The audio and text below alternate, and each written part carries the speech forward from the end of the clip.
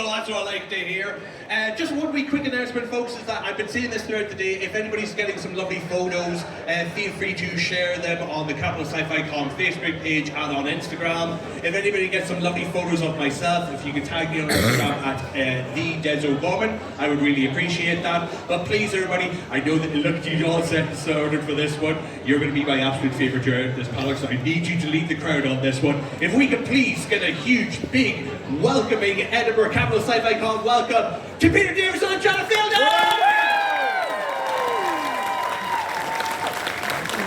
Keep it going, people, come on!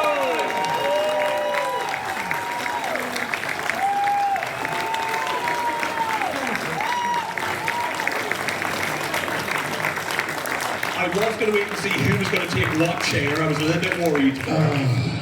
It's a measure of my distrust for Janet that she as I came on, she said, you sit in the middle. And I thought, what's she up to? I did, what? Jeez.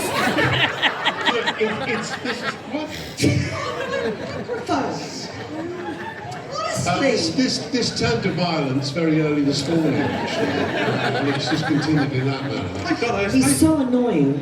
I honestly thought we were going to have Colin Baker here in just a second. I thought we were going to regenerate. Thank you very much for my first regeneration joke. So hello, folks. How are you doing today? We're doing fine, aren't we? Yeah. No, actually, we're not doing fine at all. No, it not started really. off, there's a disastrous story. Oh, we need to know this. It started off, right, so I had this little kind of thing on my skin on my chin, so I was shaving and I cut it, so that started to bleed, so I've got this very big red thing on my chin. And then I came downstairs this morning to breakfast thinking, oh God, Janet's going to make fun of us. And only to find out that Janet wasn't there because she'd managed to glue her eyelashes together with some nail varnish, which she will now Instead of putting eye drops in my eye, I put nail glue. Yeah. And what's more, it is the first time ever that I got the drop in the right place. Like normally I miss the eye and I hit the cheek. No, I got the eye. So we've been every so often putting baby lotion on it and God knows what to stop it. It was amusing though when I heard, because it just not for me. It was not, but it kind of turned us into the kind of the disfigured Doctor Who people, you know, with our little droopy eye, so there you go. So okay, so just before we get started, okay, right. Ladies and gentlemen, we've had many guests that have come up here that have complained about having a sore back or a sore leg and they don't know whether they could do a panel. We have a person that literally glued their eye shut and have somehow still managed to make it onto this stage. And I want you to know that we were being picked up at 9 o'clock for the coach. I was on time. Guess who was late? No, I was not. What are you talking about late? I was not late. Yes, it was the member who once came into rehearsal nearly 30 minutes late because there was a mole in the kitchen. That was when we were doing Doctor Who. You're just bringing up a story which is over 40 years old to try and have a go. Hello, but a mole in the kitchen is your excuse. I used to come up because he came in late every single time. But the mole in the kitchen. Why is there a tree here? We've been trying to figure that out all day. Apparently the stage needed a pop of colour and there it appeared. Should we interview the tree? We could easily do even real. No, that's a fake tree, I believe. You see, I'm telling you, the convention couldn't even fork out for a real tree. They had to go for a fake tree. I don't know what is going on here. But you're both here. That's the important thing. Yeah. You're both here. Yeah. Hopefully the rest of the weekend will improve. You will not go anywhere near super glue. I think everything will be all set. But there we go. Oh, is that a nod of yes, I will not go near it, or yes, I will go near it? You will. Okay, I don't know where this is going. This has gone right off the reels, right off the bat, and all I asked was, how was your weekend so far? This is going to be a fun panel. Not good. Not good, but everything, it's only up from this point onwards. Yeah, Let's put it like that. You can only get better. Exactly, my friend, exactly. Have you, I know, Peter, you've been to Capital a few years ago. Have you both done many a convention? Just in general? Overall, conventions, yes. We've done a lot of conventions. A lot of conventions. Yeah, we were, when I was the Fifth Doctor, we kind of started off the conventions. We did really, yeah. And in those days, we would finish rehearsals on a Friday, and then we'd get onto an aeroplane to fly to Florida.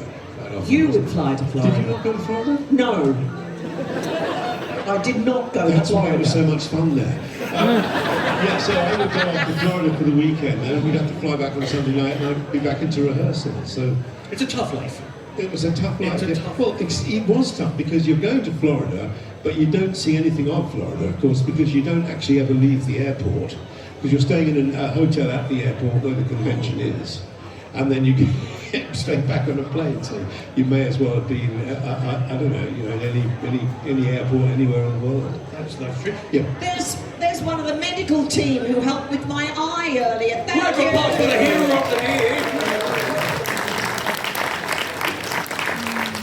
So that it's not just about the people on the stage, it's about the people who help the people on the stage as well.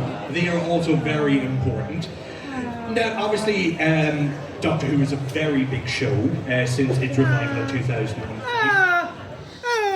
But obviously, many a fan we've been reintroduced to your amazing characters since the reintroduction. What's it been like going to convention and seeing all these amazing fans of the Fifth Doctor? What has it been like for you? Surprising. Surprising. Yeah. Surprising in a good way, though. That would be a fair comment, yes.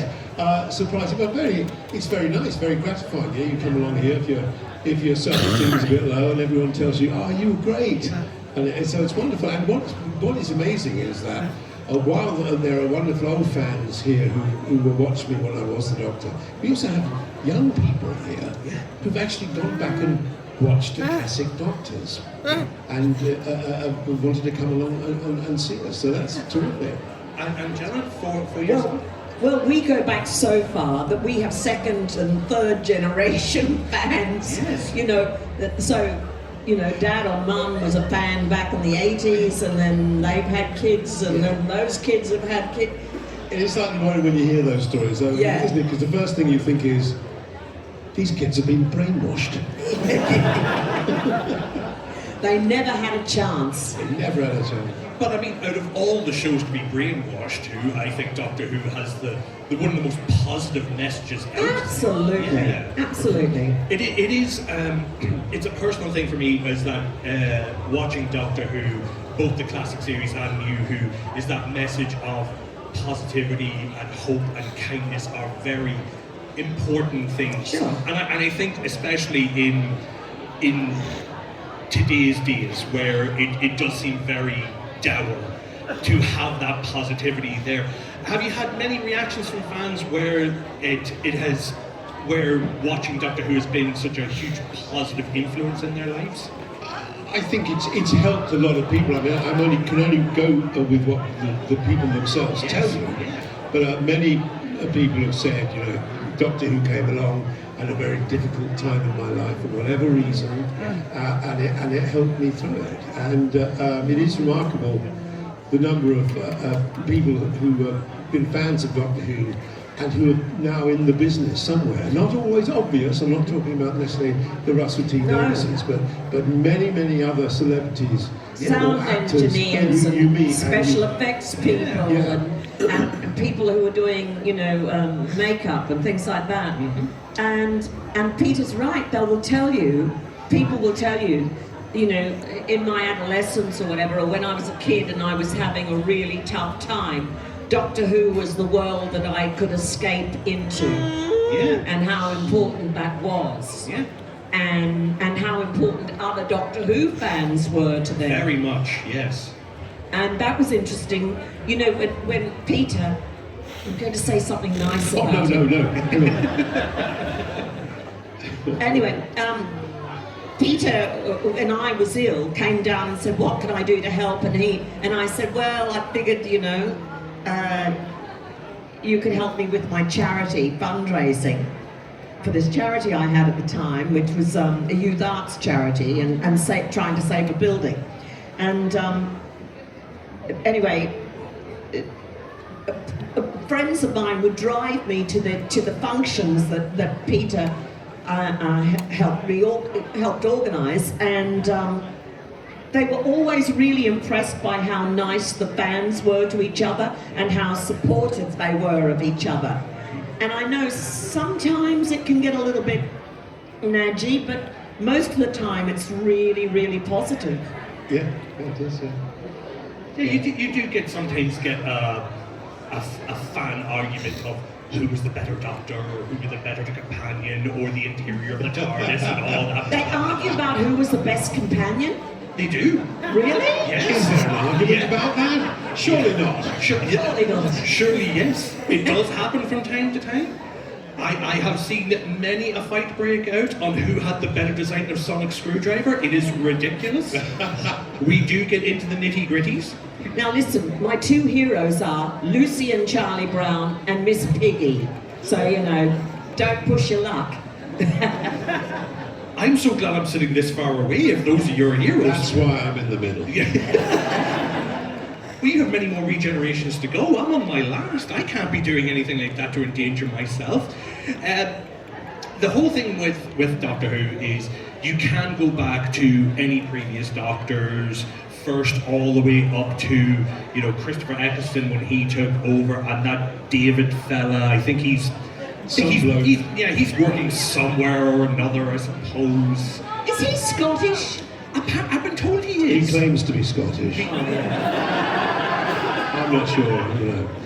Peter, read the room. Read the room. That's all I'm going to say. Read the room. There is many. I mean, we can see we've got our lovely Glasgow TARDIS over there. We have our lovely Jodie. When 14th Doctor? 13th. I was one off. I apologise for that. It was that David fella again. He just couldn't get enough of the show and had to come back again because he's just so greedy. He keeps breaking in. He keeps breaking. Does he keep breaking into the set? Is that something that David Breaking into the set. breaking into the set, just appearing every once I in a think his entire house is a TARDIS. He lives in a little fantasy world. Of course, he's I do remember one conversation when I said to him, "Are you going to come back? When you're going to come back? Are you coming back as the 10th Doctor?" He said, "No, definitely the 14th, definitely." There was no question he would be two Doctors. He'd be the 10th and the 14th. But he was passionate Doctor Who fan, so he made him an offer he could not refuse. Well, if you had the opportunity to come back as a completely different Doctor and reset the rules, you're going to take somebody's arm completely off for that opportunity. Yeah. When I was an agent, I went up to the RSC for the opening night of As You Like It, because my client Liam Cunningham was playing Orlando, and he said, and David Tennant was playing Jack Reese, and he said, "You've got to come and meet him because he's got your photo on our dressing room wall." Seriously? Yeah. Oh wow. Yeah, this guy is weird. But in such a good way. He's a good weird, and more than anything else, I'm glad he's not too much in your life, because I would be so overwhelmed with anything.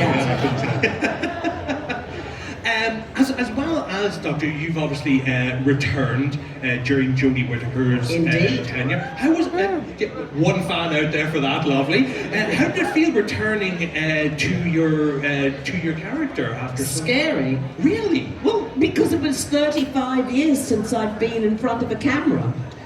I haven't had to learn lines. I mean, I was doing Big Finish, but you don't learn lines for Big Finish.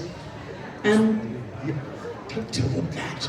And acting in front of a camera is like you know how you feel when you're learning to drive a car and you think, I'll never be able to look at my rear vision mirror and look at the side mirror and steer the car and change gears. Mm-hmm. I'll never be able to do all those things. Well, acting's a bit like that. You know, I'll never be able to will I be able to do what I used to do, which is move to the mark and remember my lines and do anything I need to do with a prop and follow the direction, and it was all a bit like that. Oh, that. I was going to say something mean then. Yeah, I know. I'm say it. Yeah. I stopped myself. I'm not going to say it. I'm not going to say it. Carry on. That's it's a good story. That was a sensible move. I was going to say. Because I'm small, but I am... Vicious. But vicious. You're small and vicious. Yes. I swear I feel kind of superfluous for this panel. I feel like I'm not needed more than anything. Let me explain the dynamic here. Peter was brought up the only male with 3 sisters. I was brought up the only female with 3 brothers. Yeah. You're right, actually. That's very true. Yeah. And just like that, a 1,000-piece jigsaw just fell into place. Absolutely perfect. We are going to open it up to everybody in just a second. If anybody does have a question, if you could just raise your hand, and once I call on you, if you could just, not yet! I love how eager you are, but not yet. Once I've called you up, if you could just come up to the microphone here and speak nice and clearly into the microphone so everybody can hear you. And because you two were so giddy, I'll start just over here with yourself and then I'll get yourself, okay? So if you, yes, please, yes, if you just want to come up to the microphone, just give us your name and then your question, please. Hi, my name is Sabrina. Hi, Sabrina. Hi, Sabrina. Thanks for being here. I was just wondering if you could work with a doctor that you haven't worked with before, who would you choose? I've got my answer. John Hurt. Oh, good choice. Good choice. It is a shame that John Hurt was only one and done. That was a crying shame, but he was It's a bit so good. sidestepping the answer, though, isn't it? To say John Hurt. I mean, Give your answer. Just give your answer. Don't criticise my answer. Just get on and do your It's no fun if answer. I can't criticise your answer. I work with Patrick Trout and John Burley, and so I would say probably William Hartnell, actually, because William Hartnell, before he was Oh, the that's guy... sidestepping the answer. No, it's not, because he was He's no an longer with us. established doctor. He started the series, that's what I'm saying. Oh, you're saying that John Hurt wasn't established? No, I'm saying as the doctor he was not established. He was brought in for that special. The banter's free, by the way. This is Can we just fight? Can we just take it physical? Just fight each other. I think that's the best chance I have. Actually physical. Oh, really? Yeah. I wouldn't say that if I were you. Actually, she has already beaten me up this morning. I was physically assaulted at the autograph table by Jerry. Yeah, were assaulted? I was physically assaulted, yeah. Now, I may bring charges. It's true, isn't it? Come on, you've got to admit, you hit me several times. I was provoked. Now, Peter, you do have to remember that her eyes were glued, so she didn't know it was you. Oh, yes, I did. Oh, okay, fair enough. Yeah, William Hartnell, because I used to watch him in lots of films, post-war films, which he was always a very good supporting actor in. And so it'd be nice to work with him. There we go. I hope that answers your question. There we go. Yeah, thank you so much. Thank you. Next up with this gentleman here. Yeah, there we go. So once again, just your name and your question, please. Go on ahead. Hello, my name's Sean, and this is the first time I've heard about this. I'm curious to know a little bit more about the Moe in the Kitchen incident, because it sounds like something out of All Creatures Great and Small. Roundabout way, I love that one. Oh, the Mole in the Kitchen. Oh, well, what used to happen, so I lived a fair way out of London when we were rehearsing Doctor Who, and so I would drive in every morning. Always arrive late. No, I would theoretically leave enough time to get there, but certain things would sometimes happen at home. Every morning. And I would be no more than 5 minutes late, but occasionally I'd be 5 minutes late. And of course, once I knew it was annoying Janet, I just wanted to do it more. And so, but there was, the incident with the mole was not made up. My cat brought in a mole from the garden through the cat flap and deposited it beside the bookcase. And the mole was perfectly unharmed as far as we could see, but I had to spend some time, obviously, catching the mole, who was rather frightened, just stood there and in the corner. And so I had to grab the mole, I put him in the garden, but not in my garden. So I had to take the mole several gardens down the road and deposit it there so he could dig up their lawn. And so because of this, I was considerably late, later than 5 minutes, and I made this excuse and Janet just laughed as if I'd made it up. So did Sarah Sutton. We both did. Yes, but it was too stupid. It was like, you know, once when I was at school and I was late for physical education, PE, I said, apparently, that the reason I was late was a horse trod on my foot, which the games master remembered for years and years and years. So Funny that. when we went back for a school reunion, so I'd like to meet that remember- games master. I remember when you said a horse trod on your foot. Now, I can't actually remember a horse treading on my foot. Yeah. Or indeed there was no horse anywhere near, but I thought it was a good excuse. And I will go on, the weirder the excuse, the more likely it is to be true. Anyway, I hope that's that it. answers your question. That is the mole in the kitchen. There was a mole, it was in the kitchen. I did rescue it and destroy someone else's garden. It was subsequently late for rehearsal. But it didn't matter because I always knew my lines and I knew what the story was about, which was more than the rest of the cast did. Thank you. I'm worried I'm going to break up a friendship before anything else here. Yes, we have a young wee Ghostbuster here. So, yeah, if you could just take the microphone out. There we go. So, what's your name? My name's Cohen. Cool. Lovely. And if you want to give you a question? What was your favourite line when you were filming Doctor Who? Oh, favourite line. That's a good question. I rather liked Run. So that would happen quite often. We would meet this Dalek or Cyberman. They'd all look to me and say, "What should we do, Doctor?" And then I would just say, "Run!" And then we'd start running on down the corridors. Simple, elegant, straight to the point. And I had another little thing which I quite liked doing, which was we'd obviously get to a junction and then we'd actually have to be running down one corridor. And I remember that I did this thing where I couldn't make up my mind which corridor to, and I'd start running and then I'd just turn around and run the other direction. So they'd all have to turn around and run off. It's classic comedy. and it Classic, always it's works. classic silent comedy. Gemma, do you have a favourite? I think it's from Legopolis, and I can't remember exactly, but it goes something like, "Are you the captain of this ship?" Was that to Beryl Reid? No, that was to Tom. Oh, Tom, Yeah. right. Fair enough, there we go. Yeah, all good? No, thank you for that. That's good manners right there. Very good manners from that Ghostbuster. There we go. Let's see, here we gotta get the 13th Doctor. Come on ahead. What's your name, sorry? Hi, I'm Star. Peter, I'm going to apologise, this may cause a fight. Jana, you've travelled with Peter and Jodie. Yeah. Who's the better TARDIS pilot? It's okay. We'll get through it, Peter. It's okay. It's okay. It's okay. Well, as you would expect, a woman would read the instructions No, that's the and wrong thing. ask for directions. So I don't remember, for instance, ending up in somewhere completely alien, like 500 years before Heathrow was built. You do know this wasn't real, don't you? You know these were stories written by people, and we were acting it out. I mean, I'm just- that was, you shouldn't even bother to ask the question because you knew what the answer would be. Because, I like a little drama. on the other hand, Little drama!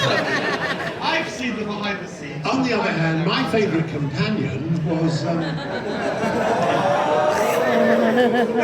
on. No, go on. I would like to end this panel without bloodshed, thank you very much. There we go, we'll get somebody from the back here. Lovely gentleman there in the red top coming as the 15th Doctor. Very nice. So your name and your question. Hello, I'm Jamie. Nice to see you both here. Obviously, we've heard a lot about the antics and mishaps that happened with the TV show, but I was wondering if there were any particular antics or mishaps that happened on the way to or during the recording of a Big Finish audio. A big finish audio. Yeah. Well, no. Not Why don't we really. just get on the train, really, and arrive? Yeah. Except Peter used to, when we recorded at Note Studios, Peter used to do a scene, and he'd throw, as the scene was finished, he'd throw the pages over his shoulder, which meant to go back and do anything, he'd be scrambling around on the floor looking for the scene. When I finished a scene, I would, rather than just put the scene back in the script, I would throw it up in the air and it would land on the floor. Because it was gone then. I knew the thickness of the paper left on the stand was getting less and less and less. But he did make a bit of a mess, yeah. And for many years we recorded at Mode Studios. That had to stop during COVID, and then it was a long story. But the guy who owned the studio, had to stop. And but he did the best lunches. Big Finish was famous for its lunches. Peter used to sit in the princess chair. You know that. You call them a princess in front chair. of the place where he made the food, yes. In front of blocking the gateway to the food. So we used to try and ensure that he was always scheduled for a scene just before lunch, so that we could get to lunch before he did. Hang on, And we used to try and bar him from the lunch. I was the doctor. I have every right to be first in the queue. Of course, when we did COVID, which of course we couldn't go into the studio, which was a great loss. We would then do it from a little studios inside our house, Oh, it was miserable. whenever Janet could make her computer work, which wasn't often. Okay. Yeah, I'm not super techie, Yeah. okay? Well, you could have read the instructions.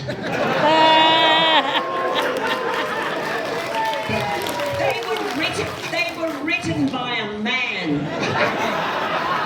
They were utterly incomprehensible. How do you know they were written by a man? Because they You were can instructions, or just because? Thank you for your Hang on, question. sorry, Janet's disappeared into the ether again. Could we hold on? We just have to wait another hour before she goes out and buys another lead to make her computer work. Yeah, you've got to admit that was true. Mind you, you wouldn't hear that because you were cut off from the answer. I was cut off. Yeah. Just before you proceed Yeah. on, you two like each other, right? This isn't like a love-hate relationship that's going on here, is it? It's a relationship that's ignited strangely at these events, and Yeah. it doesn't. It happens in the studio. Actually, it does happen in the studio as Yeah.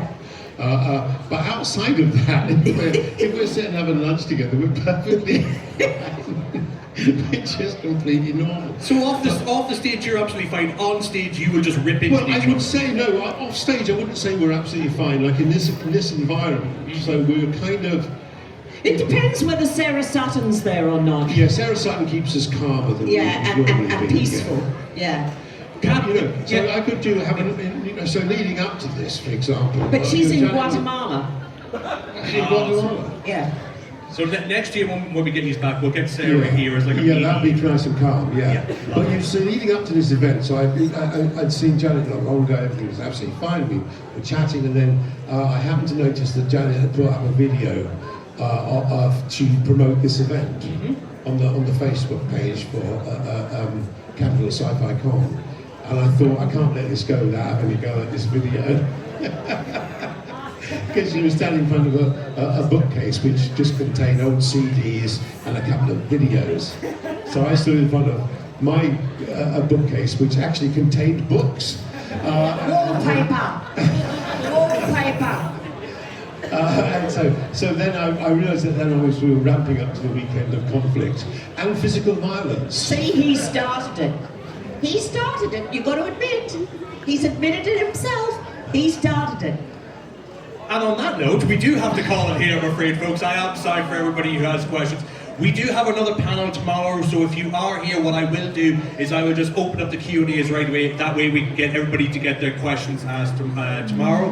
Both Janet and Peter, you're here for the entire weekend, is that right? No. I'm here for the entire week. That's what I'm I asking. am. No, she's leaving at lunchtime. I've got to leave tomorrow about midday because I've got to get back to London to get home because I don't live in London.